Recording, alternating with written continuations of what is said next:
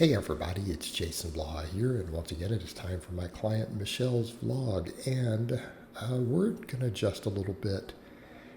Again, we run into a little bit of fatigue. She got a little bit sick last week and stuff, so I'm really wanting her to take these maxes down to training maxes. We started this week off still a little heavy. The bench was a little heavy.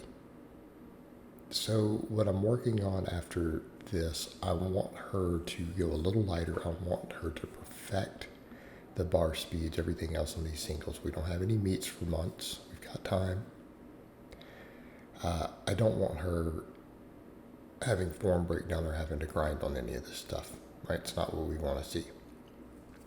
And the reason is, again, the fatigue it creates. It's not necessary, and we're not ingraining that perfect 1 rep max technique that we want to see. Because we want that to be perfect. And any lift above 90% will give us the benefits. But I want that form clean. I want depth on squats. I want good pauses on bench, everything else. And then beyond that, most of everything else we do is hypertrophy work. And for, she didn't have her photo shoots public yet. I would say you could see a massive difference in her different photo shoots, really, of the muscle changes. Maybe I'll get her to, I'm going to get her to do a big public page. She can put that stuff on there. But everything else is hypertrophy work. Now we're doing dumbbells here, but I want people to note where she sticks. Just at the start of the mid-range, right? That's where she slows down. Okay. Incline bench. Now she historically could not incline bench due to some shoulder stuff from the past. Just like she couldn't wide grip bench. So she worked close grip, and then I finally got her over to where she can wide grip bench. Okay? I think she can incline bench now. And part of her issue, her last coach had her doing it while her shoulders weren't as healed and developed as I have them. She was doing it, for heavier sets with a closer grip. I think she can do them now. So we're going to try this next training week. We're going to have some incline in. We're going to see how it goes. Because realistically, her bench right now is holding her back. Everything else is just progressing, and the bench has progressed a small amount. But she's gained muscle in her upper body, a visible amount. We should be seeing that bench come up. But we still have those weak links. Right? We've got that weak point we need to work on, and we're still playing catch up. Because again, her bench was so tricep dominant. But again, like I said, watch these JM presses. Look how much weight she uses. Right? This is like men's level weight for an arm exercise. Okay.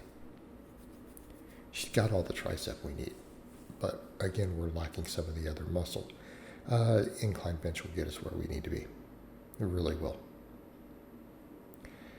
And I think we can pull it off as long as we're doing it for volume, doing pauses, and I want her to pause on everything.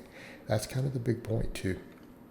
I need her to ingrain the pauses. We want to get her to a big bench. It has to happen. Has to happen. Of course, I have her do laterals. That's another thing. I've had someone ask me, why am I not doing laterals, and I have her and some of these other clients do it. I don't really need the shoulder volume. I'm doing a lot of incline benching. I'm doing, band work to warm up and stuff. A lot of times pull apart, sometimes on off days. Band pull aparts and other stuff. I have a lot of rowing volume. I'm pushing the incline bench aggressively. I don't need it. I'm fine. Not that big of a deal. And my shoulders always feel better when I just don't bother with it. I can get everything I need for my bench carryover out of the incline. I mean, it's working. My bench is the strongest it's ever been on camera. All right, depth a little bit off on this squat. And she sent me the thing. She's like, I hit depth. I'm like, no, we didn't hit depth. Coach, you got to be harsh. But she appreciates that. You'll get some lifters who don't like that. But with her, she knows I'm going to be honest with that. And the reason is she wants to be a champion. She wants to compete at the world level. Okay?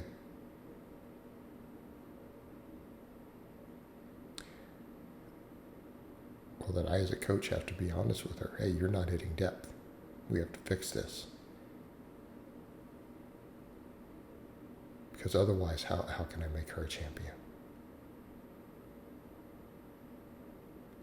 And I think a lot of people need to look at that too. You have to be honest with yourself. To be really honest with ourselves with the stuff we're doing. And, don't take criticism from people who don't know what they're looking at. Just like me with the glute ham raise thing I laughed at. I have an elite deadlift. I have massive hamstrings. Randoms on the internet are not going to tell me I'm doing my glute ham raises in a way that they don't like. Why? They're working. They're working. I don't have an elite deadlift for a 46-year-old. I have an elite deadlift for any age. Glute ham raises are one of my key things, so I don't care. You're going to laugh at those people. Like, I think you're giving me advice because you want me to get weaker. That's what I think. Instead of doing what's clearly working. That aside,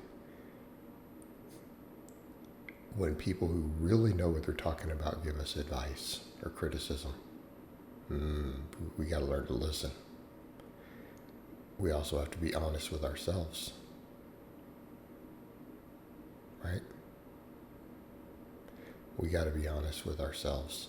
Am I doing this correctly? Am I pausing my benches correctly? Am I hitting depth on my squats? Am I hitching my deadlifts? All right.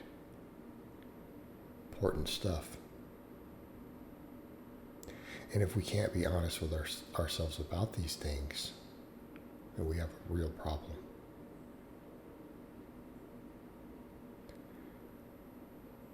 And I think what most people will find, and she's no exception to the rule, real champions are very critical of themselves. Okay? People who win are more critical of themselves than anyone else will ever be.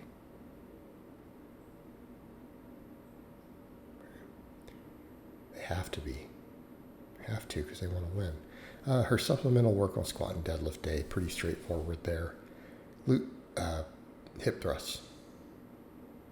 Hip thrusts, which we need. Glutes, and, I'm not saying she doesn't have glutes. She clearly does. You can see them. Glutes are still a bit of a weak link for her. I feel like more glute will continue to get those lifts up. It'll get that deadlift up. All right. I think she needs more glute for her deadlifts. So those hip thrusts help. These reverse hypers help. And she's getting better at all those, but the numbers are going up. But, she wants to deadlift 4 plates.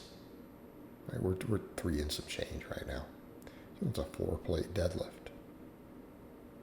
Well, we got to add a couple inches of meat to those glutes. It's got to happen. It has to happen. All right, this is much better. Nice pause. I made her bring it down lighter. A little faster through the sticking point. Sticking point is still there. Pause work, incline work will fix that. Squat one a little lighter. A little unhappy with the depth. On the final deadlift, they lost a deadlift bar at her gym. And I want her to use this red bar that she's squatting with. All right, I'm like, that's the one you need to use the deadlift. We're using that other bar. I can tell just in the video the other deadlift bar, the knurl is not good. Now that squat was deeper. Would that at a world level event possibly get red lighted? Maybe. I'd be careful there. Regional meet, make it past in a heartbeat. All right, and here she is finishing up her last deadlift, so I hope it has been informative, and I'll talk to you guys next time.